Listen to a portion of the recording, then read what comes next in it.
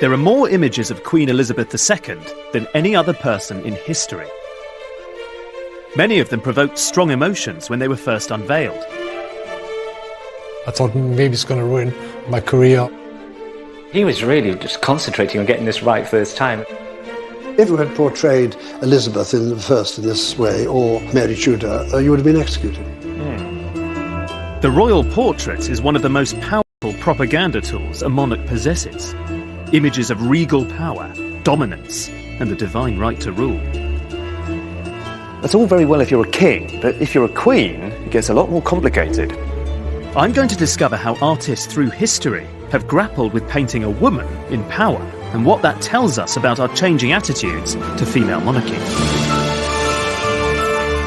This is where you get excited every time, again and again, to be a historian. Are you excited to be a historian at the moment? Well, I am, but I don't know what I'm going to see. How can a queen be a terrifying ruler in an ageing female body?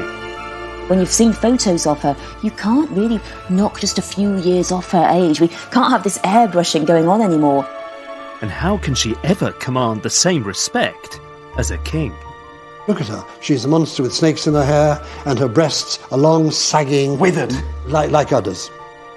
Throughout history, artists had to summon all of their creativity and skill to strike that complex balance between femininity and power. In order to paint a queen, artists had to reinvent the very idea of painting a woman.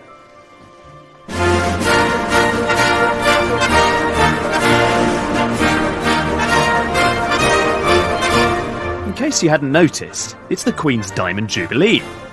To mark it, the National Portrait Gallery show, The Queen Art and Image, has been touring the country. It celebrates the diverse portraiture of the last 60 years. The most famous and controversial of them all is barely the size of a postcard. Freud was famous for never ever flattering his sitters, and here he really goes out of his way to avoid accusations of pandering to royalty. We see this burly, quite dumpy, hangdog monarch with what appears to be a 5 o'clock shadow darkening her thick jaw. This could be a granny with a perm just about to pop out for a pint of milk. Any artist who paints the Queen knows that they're vulnerable to controversy and criticism. What is it that makes her so difficult for artists to paint? I've come to the North London suburbs to meet someone with unique insight into the process. This is fantastic, just immediately to give a sense of... The painter and photographer David Dawson was Lucian Freud's assistant for 2 decades until the artist's death last year. How do you feel when you're leafing through? I mean, it must still be It's quite poignant, yeah. It's a good visual diary for me. And Damien. There he is, Damien Hirst. And is this the dog that you're sitting in front of? Yes, look, Eli posing. See, there he is. How wonderful. In 1999, Freud received some news. The Queen wanted to sit for him. There's this photo before the Queen arrived. Dawson was given permission to document part of the process, which took place over 18 two-hour sittings. For Freud, whose portraits could often take years, it wasn't long. Quite often with Lucian, when he's working in the studio, he has 2 or 3 attempts. So he was really concentrating on getting this right first time. It all began splendidly. He sort of started around the forehead and around her eyes. And Lucian, when he painted, would work in small areas and then build outwards. Well, he'd make that bit quite finished. Yeah, and then it would just grow. It was a very unusual way of painting. It is. It was fascinating to watch. But not everything went quite to plan. Painting the hair with the crown on top, he needed more space in the canvas, so we added another 1.5 inches or 2 inches onto the top of the canvas. So originally she didn't have a diadem at all? This was always the pose of the Queen, but in the painting it didn't fit. There's also that thing, you know, when does it become a royal portrait or just a straight portrait without the diadem and the tiara? Well, it helps. Yeah. But I think that's where it becomes fascinating, because a monarch, a queen, becomes so bound up with a nation's identity. Yeah. She becomes almost symbolic. Well, maybe that's why he needed the extra bit of canvas with the diadem. You know, it's sort of those two ideas. That bit, the crown, is the symbolic monarchy bit. Yeah. The bit underneath is the real person. Yeah, it's breathing and living like all of us. People were critical of this when it came out, partly because they felt that this was Not a slap in the face, but that it was quite brutal. Was he conscious of what was being said? Did he care? He didn't care. I mean, he was aware that there's certain criticism against this portrait, but he felt, he couldn't do anything about that. That's what other people thought. It's not what he was thinking. And what do you think? I think it's a serious, very good painting that shows the monarch in the 21st century. It's not 8-foot portraiture that's glorifying the great and the good. This is a very real person in a unique position that Lucian's very aware of the history that's gone through her family.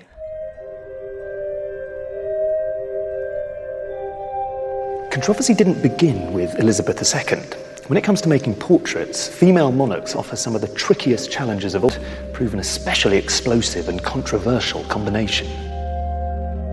The royal portrait as we know it starts 500 years ago, not with a queen, but a king. In England, at the time of Henry VIII, the idea of a regnant queen was unthinkable. Women were simply considered unfit to rule. Henry VIII didn't have a male heir because 20 years of marriage to Catherine of Aragon had so far only yielded a daughter, Mary. So he was desperate to marry a younger woman. The thing was, the Pope refused to annul his marriage, so Henry's dynasty was in crisis. His solution was radical. Break with Rome and declare himself the supreme head of the Church of England. Henry would replace the Pope. It was a shocking and audacious move, and Henry had to assert his own legitimacy as well as his authority over the church, and to do that, he needed to develop some propaganda, and his secret weapon was the artist, Hans Holbein. By 1536, Holbein had become the king's painter and stayed with him for the rest of his life. Holbein's most powerful portrait of Henry VIII no longer exists because it was destroyed in a fire in 1698. But I think it's a testament to the artist's genius that more than 300 years later, it lives on as the definitive image of the Tudor king. The original Whitehall mural was huge, but a small version still exists, and it's currently here at the Maritime Museum in Greenwich. I'm going behind the scenes to try and understand the power of the original. The portrait was commissioned to celebrate the birth of a son and the assured future of the Tudor dynasty. What Holbein has created here is the archetype of kingship. Henry VIII is such an exaggerated idea of what a king could be, it's almost comic. He isn't anatomically correct. Look how broad he is, this big beast of a tyrant of a king. And just to ram home that point that he was capable of providing an heir for the nation, we see him in this sexually quite aggressive pose. And his codpiece is, frankly, enormous. And on the right, you can see the woman who's provided him with a son, Jane Seymour. She's painted in a very English tradition of how you present a queen consort. She's more passive than Henry. She doesn't look at us. Her arms aren't wide apart. Instead, they're clasped together demurely, just hovering above her stomach, above her womb, signalling that she's fulfilled her function of providing an heir for the nation. And this image would be tremendously influential. People who saw it was the last word in royal portraiture. This was the benchmark of how you could summon a sense of monarchical authority. But that's very different if you're a ruling queen, if you're a queen regnant. They had to find a new way to present themselves that negotiated a middle path in between this and this. In 1553, his son Edward VI died, and Henry's daughter Mary became England's first queen regnant. She needed a royal portrait, but where on earth should she start? The answers lie deep in the National Archives, hidden in a dusty old box. Check this out. Is this the one we want? Really exciting. This is genuinely a good moment, is it?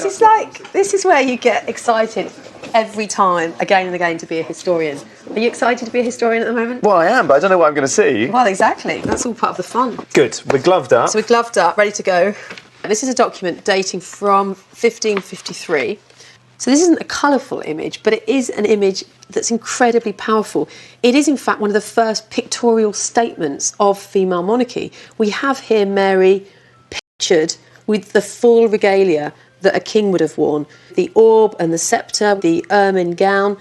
And in many ways, the significance of this picture is what's going on from the neck up. And she's got her hair loose. Now, is that significant? It is. You might just think that was the kind of, fashion decision that she made that morning. But actually, it's loaded with significance. Now, a queen consort traditionally would have had their hair down in advance of the coronation that they would have with their husband. And what was the significance of that? Purity. Is it supposed to be I'm a young woman kind of thing? Yeah, in the same way that people would wear, white bridal gowns now. And of course, the problem for Mary is, well, she's not just queen consort, she's actually the reigning queen. So what does she do with her hair? Does she wear white and in that sense is dressed like a bride? Or does she wear the gown and the ermine, the purple velvet gown that a male monarch would be? So in a way, really early on, it's quite crude, the imagery. They're just saying, oh God, what do we do? A queen, we'll just make her look like a king, and she's got long hair because she has to, because she's a woman. Yeah, so it's assertive, but it's ambiguous, I guess, and that's exactly the kind of problem that Mary and those around her are facing. A year later, Mary married the heir to the mighty Habsburg Empire, the future Philip II of Spain. She doesn't look at all happy. Well, she's not happy. I mean, she's staring at him like, you're just kind of on my patch. They're not kind of honeymoon portraits, are they? But this is Mary, and she's in the dominant position of the queen regnant. Philip is in the position of the consort. But the very interesting thing here is the floating crown above and between them. And if I was an Englishman at the time, I would begin to feel a bit angry months after the wedding. Then, let me show you this. See, this is exciting. What do you think I'm going to show you? I think Philip's going to take over. You think he's going to take over? That's my guess. Well, let's see. You tell me. Look at that. Read the portrait for me. He's in the dominant position on, as we look, the left. Mary's, by this point, looking, well, she's lost the blue of youth, hasn't she? There is still the floating crown, but that sword is clearly much bigger and more powerful than this sceptre. And this is really big stuff. Suddenly Philip has changed size. I mean, what the hell's going on? Who was truly wielding power? Mary or Philip? Perhaps the clue lies in a famous image of Mary commissioned by her father-in-law Charles of Spain in 1554. The original was by Antonis More, and this is one of the surviving copies. The important thing about this portrait is less Mary's pale and slightly insipid face, and more that extravagant jewel that she's wearing on her breast that was part of a gift that was given to her by Philip in the summer of 1554, shortly before they got married. So right there in the heart of the image is an emblem of the Habsburg dynasty.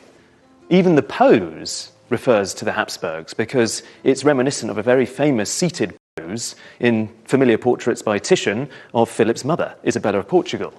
Here you have Mary, the first regnant queen in English history, and rather than looking like a sovereign, she looks like a consort of an entirely different European dynasty altogether. She's been relegated from her status as a queen to that of a bride. Mary's marriage was a political necessity, but it limited her power and her portraits. It was left to her successor to pick up from where she left off. Of all the paintings of queens, it's those of Elizabeth I that truly capture the imagination. The Ditchley portrait by Marcus Gerarts the Younger is one of the most famous of all. In it, she's Gloriana, the eternally youthful virgin queen. The thing about this painting is quite how remarkably strange it really is, because it was painted towards the end of Elizabeth's life in 1592, and she's standing in this supernatural kind of cosmic space with her realm literally laid out at her feet. So she is, compared with the kingdom, colossal. She's in this strange area where she has the elements at her command. There's sunlight to the left, and then there's a thunderstorm. And she can command both. She can summon sunlight, she can banish tempests as she wishes. As a piece of propaganda, obviously, this is very powerful indeed. It's really effective. But it's also something else. It's awesome, it's odd, and it's quite new. She's something dazzling and terrifying. And this portrait did a huge amount to completely reinvent how you go about painting a queen. Scots loomed large. Elizabeth needed a strong royal portrait to restore stability and shore up her own power. And she, of course, knew from her sister that a queen's image could all too easily escape her control. Unlike her father, Henry VIII, Elizabeth didn't have an artist who was up to the job. There are a number of artists who are producing images which don't show a regal-looking monarch. And you've got a difficult problem if you're an unmarried young woman who's taken the throne. Very early on in her reign, in the 1560s, we know that her ministers are really quite anxious about this and concerned about it. So they were on the hunt for a really good court artist? Yes. 6 years into her reign, Elizabeth's advisors drafted a proclamation designed to regulate her image. No one could make a portrait of the Queen until that special artist could be found. I mean, they're really quite covetable things. You're telling me? You want to hold them, to... Can I hold it? I'm not going to give you this to hold because it's just so incredibly precious. You can see it very kind of close up. The miniature was created by Nicholas Hilliard, a goldsmith and painter.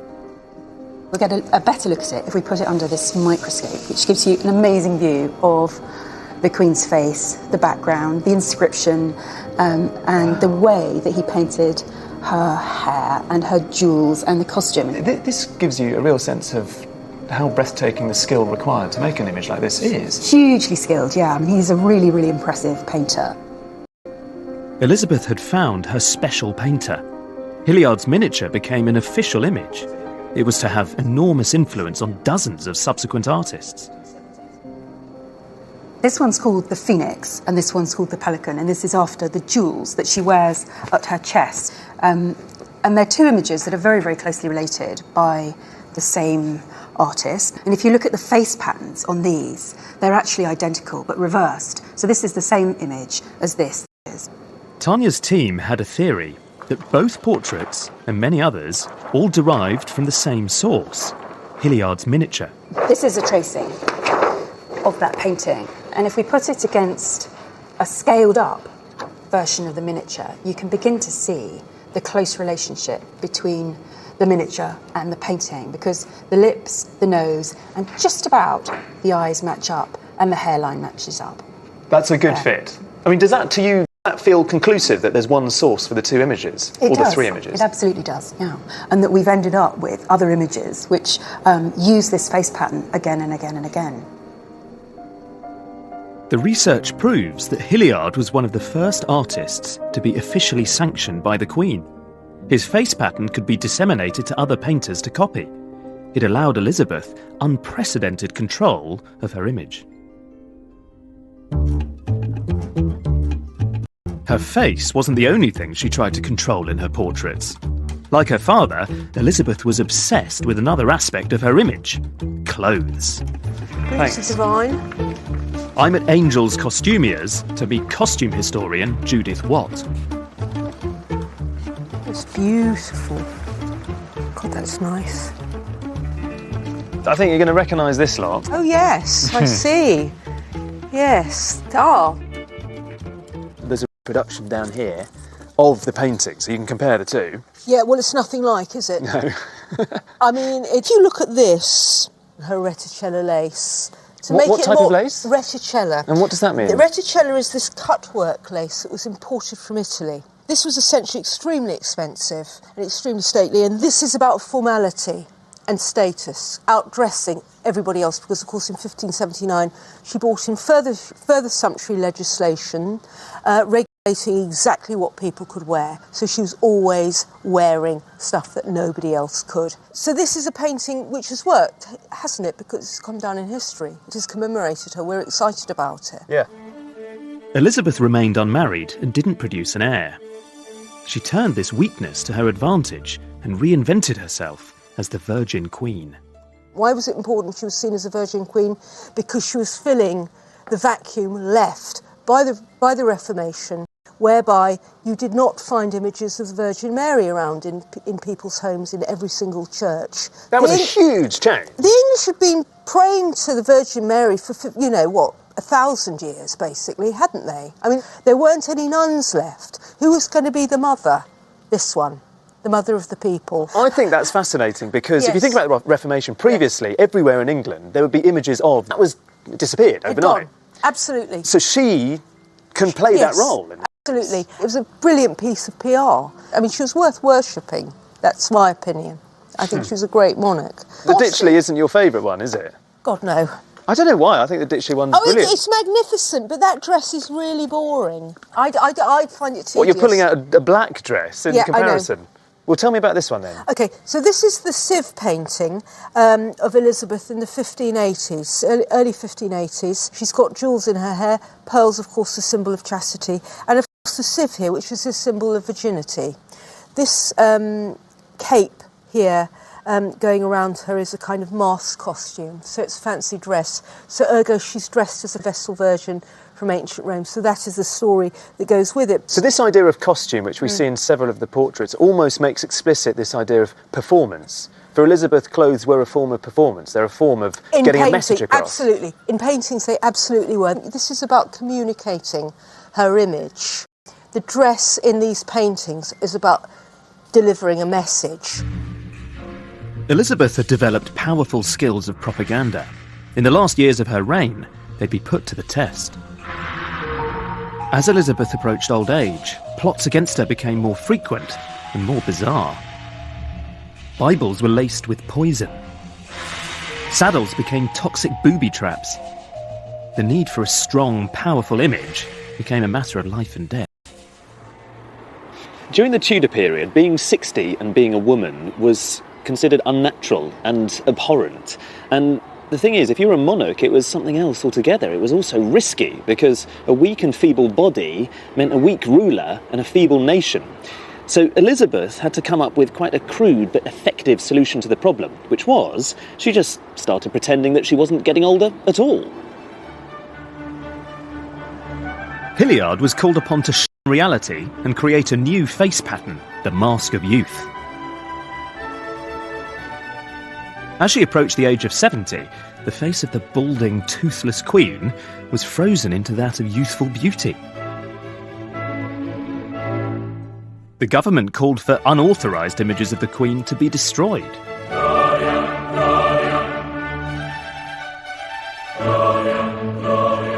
It clearly worked.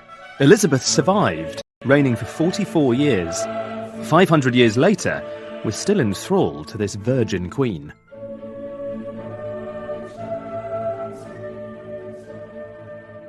Elizabeth I died in 1603, aged 70. And for nearly 100 years, no other queen regnant ruled over England until Mary's madness and all the strangeness of Elizabeth's Ditchley portrait. The way that Mary had herself represented was just astonishingly conventional and formulaic. You could even say that she set the representation of queens right back to the beginning.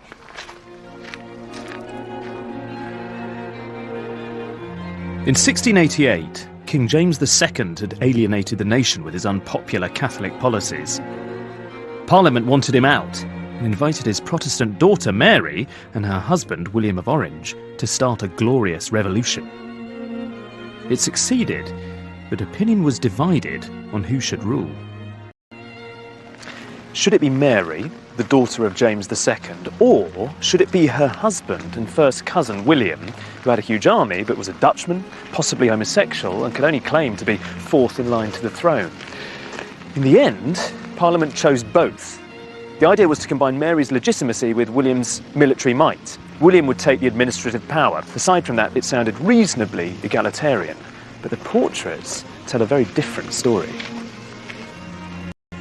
As the leader of a violent and bloody revolution, William was surrounded by enemies. He needed propaganda on an epic scale. To stress his legitimacy, he borrowed heavily from portraits of his ancestor, Charles I. It's your classic way of painting a king. William is in the centre. The whole point of an equestrian portrait is you see the monarch, or in the past the Roman emperor, in full control, and he's trampling on these symbols of war. To the left, you can see Neptune. Of course, he's a very powerful god, but he looks here like a slightly faded, feeble, weakling presence compared to the star of the show, William himself. The whole message of this is a full-blown Baroque composition in which we're supposed to marvel at William's imperial prowess, at his might, at his strength, traditional masculine values associated with a monarch. In Mary's portrait, we're asked to marvel at something else entirely. This is a portrait of Mary, not when she was Queen, but when she was Princess of Orange. And I look at it and feel a little bit sad, actually, because it's so deliberately confining about what women in the late 17th century could be. It's almost as though she's decked out in this kind of straitjacket of convention. There are all of these tropes and motifs, cliches, if you like, of what it means to be a woman. You have to be alluring, you have to be attractive. So we can see rosy cheeks, bright red lips, come hither eyes. Even in the background, the garland of flowers, as though she herself is another succulent bloom, something that will one day produce children. Here's a future Queen of England, court. To see what I mean, you just need to look at this, another very glamorous portrait of an aristocratic lady, which has got all of the same tropes and motifs and ideas, which is essentially about aristocratic women as sexy, almost merchandise. This image of Mary remains the template by which she was painted throughout the rest of her life. From her coronation until her death at the age of 32, Mary was celebrated in portraits for little more than her beauty. Her successor, her ungainly younger sister, didn't even have that.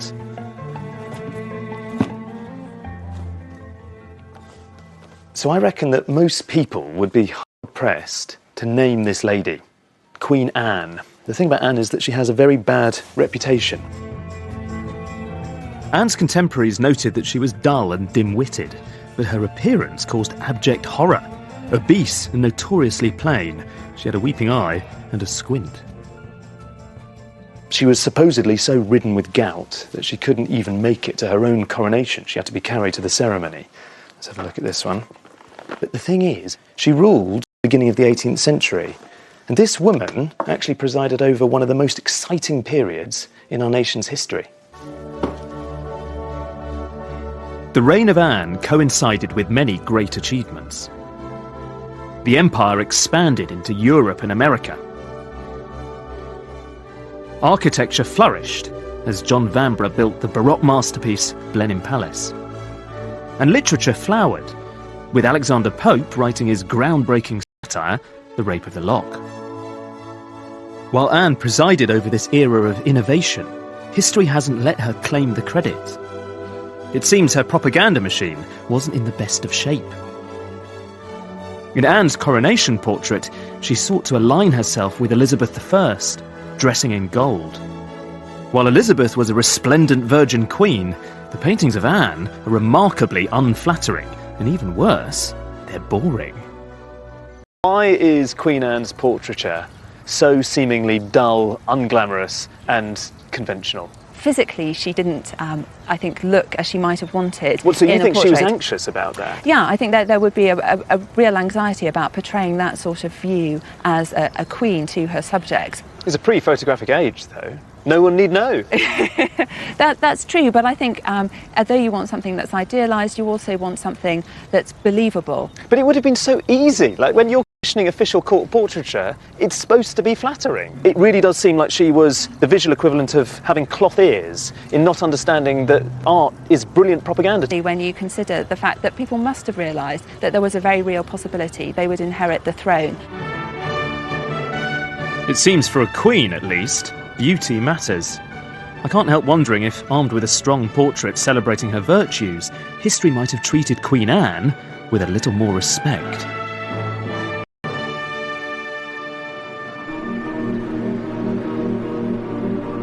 By the late 18th century, the Age of Enlightenment had transformed ideas about women. Queen Charlotte, the wife of King George III, was lauded for her command of culture and science. Yet despite all her many talents, in portraits, once again, it wasn't the Queen's intelligence that was celebrated. Charlotte was a great patron of the arts, as was her husband, who founded this place, the Royal Academy. The painter Johann Zoffany specialised in works that were refined, polished and elaborate. He was quickly spotted by the King and Queen, and this painting was his first royal commission. I think rather cleverly, Zoffany offers a whopping great clue about how we should think of Charlotte herself, because if you look at the composition, her form and the colour of her dress is mirrored mirrored, very clearly, in this triangular whitish, silverish dressing table to her side. So Zoffany is not stressing her power as a queen consort. Instead, he's stressing her femininity. So I would call the tone of the painting a piece of elegant sycophancy, because it's really well done, but it is an official commission. Unfortunately for her, she wasn't always going to be depicted in such an alluring, elegant, and beautiful manner. In reality, contemporaries thought Charlotte exceedingly plain and increasingly ugly. Unluckily, her reign coincided with the golden age of satire. This is a far cry from Zoffany. Look at her. She's a monster with snakes in her hair, long, scaly, and her breasts are long, sagging, withered, like udders. And she's protecting Pitt's private parts, because it was said of Pitt, who never married, he was stiff with everybody except the ladies. And so here is Charlotte protecting the Prime Minister, but not depicted in at all friendly way. And look how Charlotte is depicted again, with her ragged, jagged teeth. Very ugly. Very, very ugly, with a prominent nose. And this was a depiction of a queen that was never very popular. So she was fair game to satirism. Perfect game. But I'm intrigued about the novelty of suddenly the disrespect paid to a queen, which is something new. If I think you had portrayed Elizabeth in this way, or Mary Tudor, you would have been executed. No question about that. And you would have been executed twice. You would have done Henry VIII that way. No trouble at all. Authority. So this is a reflection of diminished power for the Hanoverian crown. Yes, the Prime Minister of the day was a very, very important figure, and the cabinet was important. And slowly the power was being transferred to those people who had elected mandate. Yet Charlotte was facing more than the loss of mere power. By the late 1780s, her life was at stake. Here is Louis XVI executed in France. And here is the possibility of George III being executed. And here is Charlotte strung up on a lamppost with the Prime Minister in St James's. So there were a number of crises threatening Britain at this time. There were great crises. Yes. There was real possibility of revolution. All the crowned heads in Europe were worried they were going to be guillotined. In France, the king and queen had alienated their subjects with their overblown absolute monarchy. To survive, the British crown needed a new kind of image, as far away from this as possible. In 1789, Charlotte, still reeling from events in France and her husband's madness, was asked to sit for the artist Thomas Lawrence. Just 20 years old, this awkward young man offended her instantly. Lawrence had a problem on his hands. The Queen insisted on sitting for him while listening to her daughter read to her, but she appeared totally bored and grim-faced and a bit severe. So in a bid to enliven her expression, he asked, not unreasonably, if he could engage her in conversation. But Charlotte considered this a terrible presumption, and she refused to sit for him again.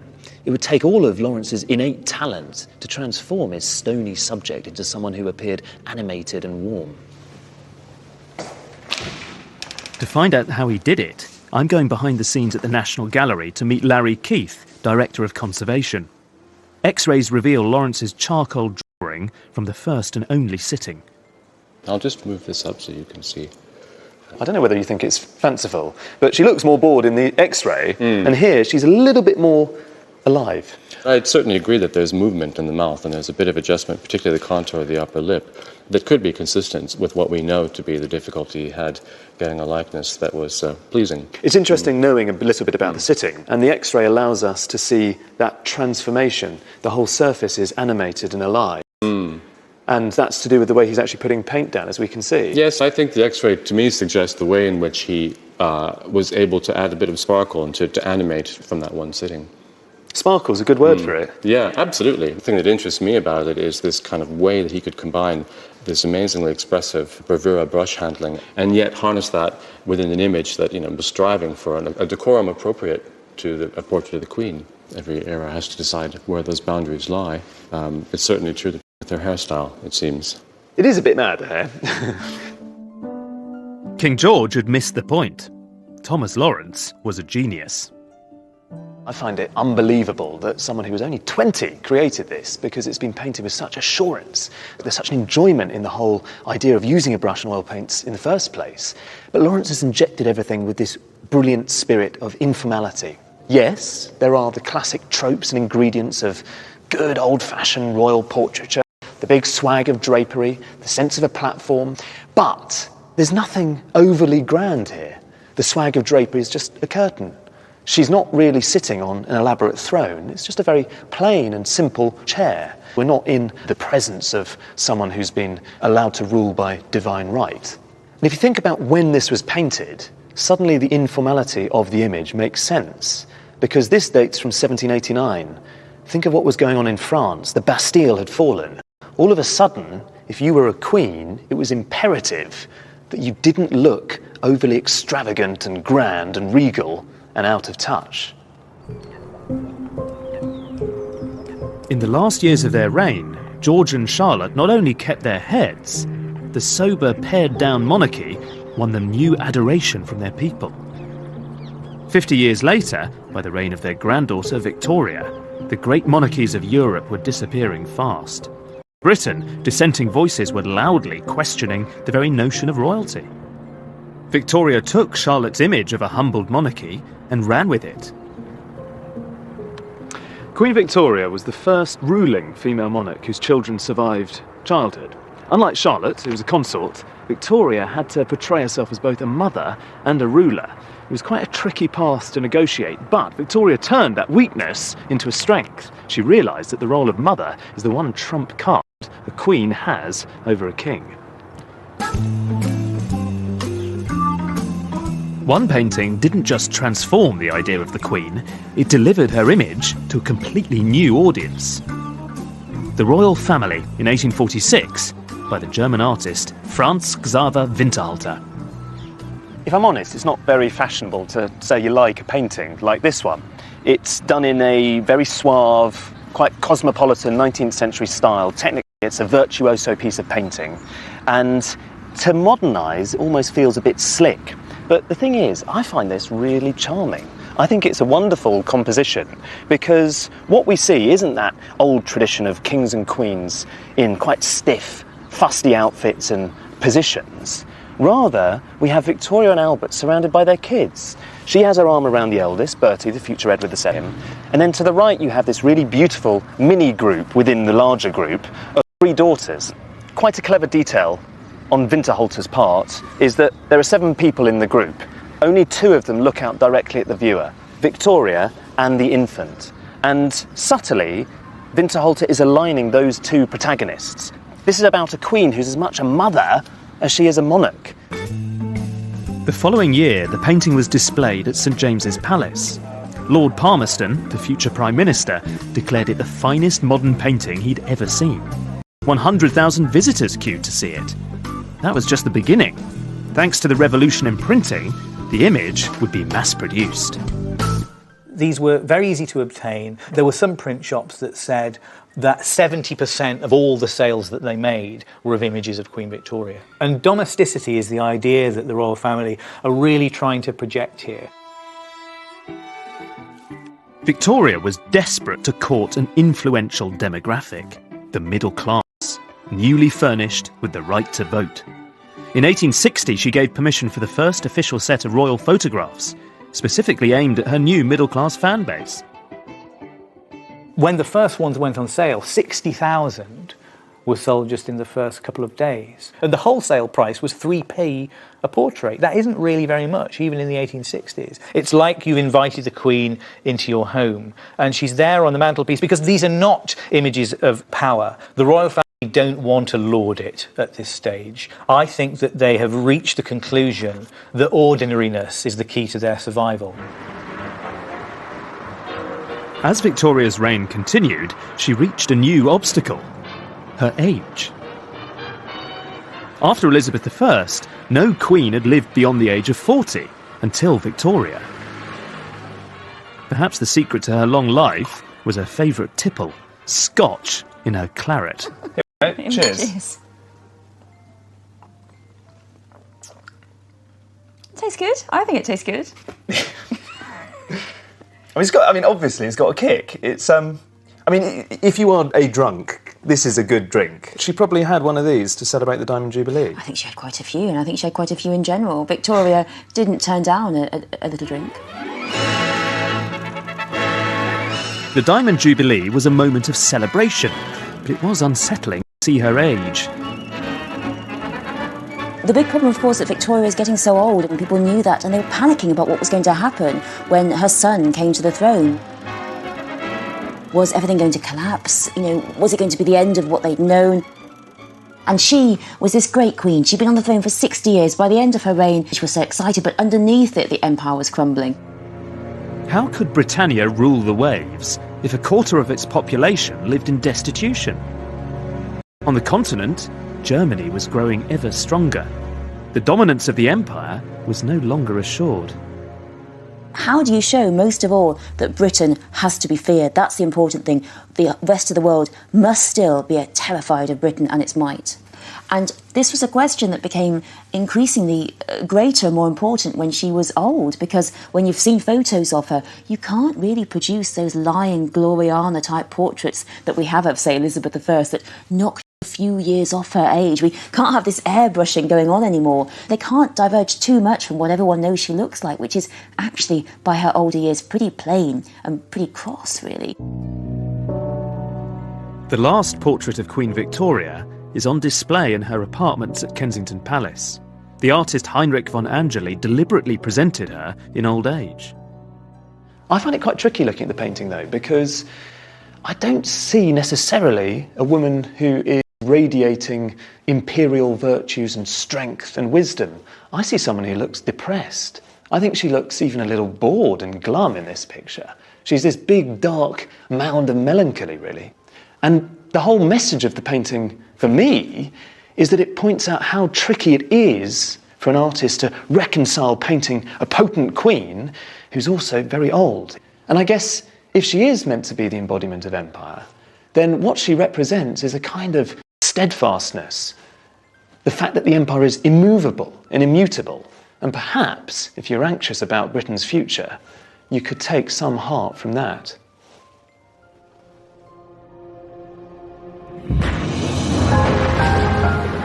Over the next 50 years, the empire was to change beyond recognition. The Second World War saw Britain bankrupted and diminished, trailing behind America and the Soviet Union. Throughout, King George VI had proved a strong figurehead, inspiring enormous affection. His death at the age of only 56 brought the nation to a standstill. The new Queen, Elizabeth II, was just 25. Those around her were deeply concerned by her lack of experience. The royal propaganda machine sprang into action.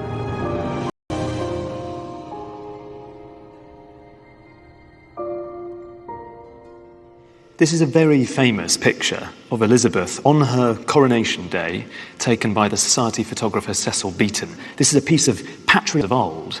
Elizabeth is wearing the imperial state crown. She's decked out with jewels from every corner of the empire. If you look very closely, you can see the Queen, the new Queen, is wearing these enormous drop pearl earrings. And those earrings actually once belonged to Queen Elizabeth I. He's trying to summon a vision of a new Elizabethan age. So as a piece of visual rhetoric, Beaton's photograph is extremely persuasive, but its DNA, its vocabulary, if you like, owes everything to the queens who preceded Elizabeth II.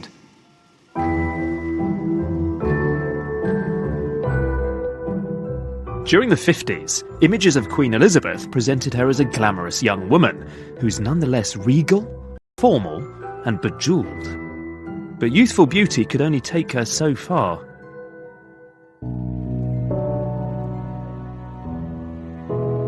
In 1966, the Queen visited Aberfan in Wales after a mining disaster had killed 144 people, mostly children. The Duke described the scene when he first visited the disaster area a week ago. It had taken her 9 days to make the trip, and the Queen was vilified for being remote and out of touch. Her image was out of step with the 60s. She needed to catch up. Well, you see the new era of informality in the photograph by Eve Arnold, and this is a really breezy, fresh, very beautiful image. This is now the kind of imagery which seems a world away from the 1950s. It's not exactly a state occasion. It could almost be anybody. It could almost be a member of the public. This is a radical way of presenting the Queen in this much more literally down-to-earth fashion. It's a great photograph. I think there's another great photograph, which is just here, which is my favourite one in the show, which is similar tone, similar feel. And this is, well, it says this was taken in 71. And where is she? She's actually on the Britannia. This is a photograph taken by Lord Lichfield. They're just crossing the equator, and the tradition is that you duck a member of the crew and soap them down. And that's what happened to Lichfield. He kind of expected it and had a waterproof camera at the ready. Really? And so when he bobbed up, he caught the Queen laughing spontaneously at this hilarious moment. I think what I love about it is that she looks so chic and glamorous. And I like just formally, I mean, it's a very sort of spare image behind. It's beautifully composed. I think she has very cool sunglasses, picked up in the porthole. There's a lot going on. I think what this photograph really does is address the notion that queens have to be very serious and po-faced and rather glum figures, and all of that is consigned to history. And instead what you have is someone who is vivacious and enjoying themselves. But this new informality... So what do we see in this picture? Here is the Queen visiting Princess Anne in hospital for a routine gynecological operation. It's nobody's business, really. And yet we see the Queen running the gauntlet of a phalanx of photojournalists, all taking their photographs. And we now have this issue unfolding in the 1970s where there is a confusion between the public role of the Queen and her private life. The territory opened up by the media was exploited by a new faction, contemporary artists. Artists like Gerhard Richter based their work on newspaper cuttings. Richter's blurry surfaces evade our attempts to see the subject in focus. Can art, he asks, really capture the truth of a person? For Andy Warhol, the Queen became nothing but surface, her public face complete artifice. What we see increasingly through the course of this exhibition and in the last 40 years is a tendency to hold the Queen's image up in a critical light and to pose questions about her relevance, her importance, and what she's for and what she's about, and whether we need a Queen. All of these things are constantly coming through the images that we have of her. In days gone by, the Queen's predecessors might have retaliated with a strong royal portrait. The trouble is, in the 21st century, an official portrait of the monarch no longer wields much power. Why are so many portraits of the Queen so exceedingly boring? Perhaps it's their sycophancy. Creaky paintwork. Anthony Williams painted the Queen like an OAP, with sausage fingers. The trouble with so many portraits of the Queen is that they're full of all of the regalia we associate with monarchy, crowns and jewels and cloaks, a sense of pageantry, but they don't quite acknowledge that those trappings today feel a bit odd and anachronistic. Contemporary artists have to conjure some of that pomp and splendour that accrues to a monarch, for sure, but they also have to reconcile that with a sense of someone real, who exists, lives and breathes in the 21st century, and that is an enormous challenge.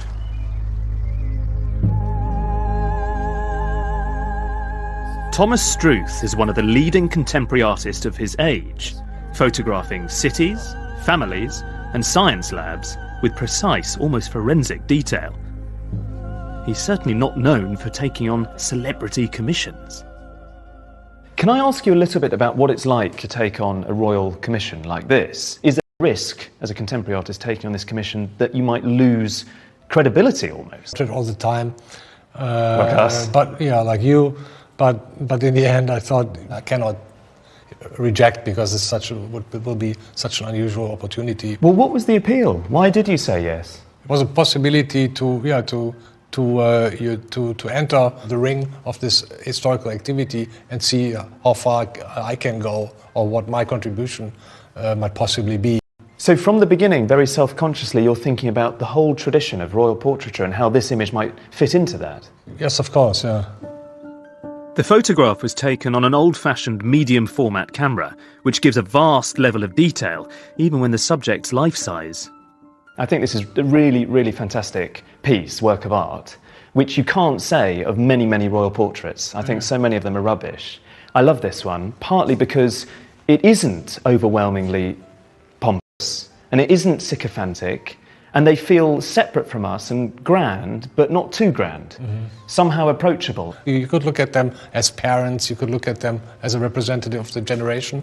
Grandparents? That they are, and they are actually the same age as my parents. Well, so in a sense, you've created a portrait, a sympathetic portrait of a generation that has had its time in a sense, but you're not brutally sort of removing that picture at all. I mean, of course, it's also a strange situation because Queen Elizabeth is powerful, more foggy and less determined manners than a queen or the kings of England have been before. So now it's a question of celebrity, fame. It's a very undefined energy.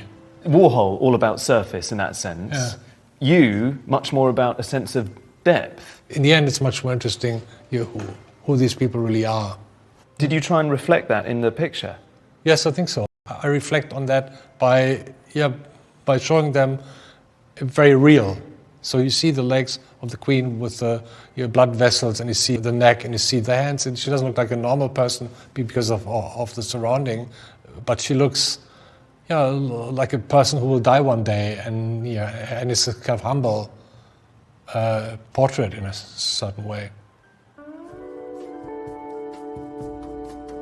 Perhaps by acknowledging the Queen's humanity, we can accept her elevated status.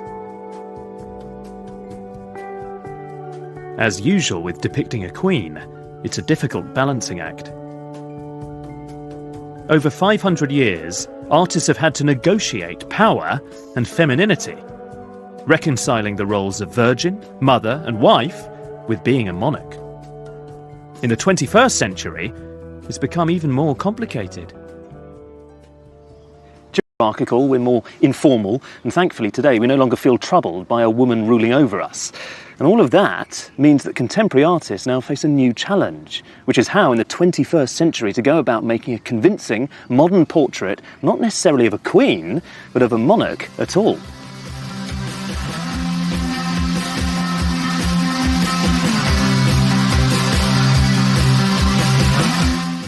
A surprising profile of a mysterious figure in classical music here on BBC HD tomorrow evening with Delius, composer, lover, enigma at 10.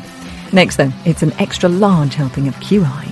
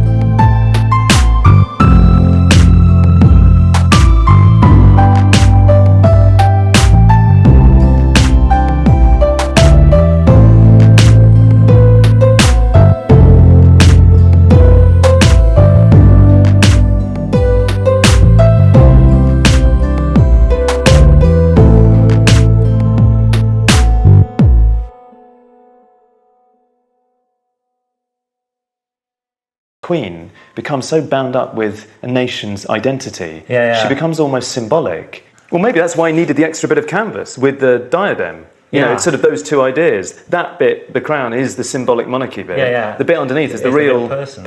It's breathing and living like all of us. People were critical of this when it came out, partly because they felt that this was not a slap in the face, but that it was quite brutal. Was he conscious of what was being said? Did he care? He didn't care. I mean, he was aware that there's certain criticism against this portrait, but he felt, you know, he couldn't do anything about that. That's what other people thought. It's not what he was thinking. And what do you think? I think it's a serious, very good painting that shows the monarch in the 21st century. You know, it's not 8-foot portraiture that's, you know, glorifying the great and the good. This is a very real person in a unique position that Lucian's very aware of the history that's gone through her family.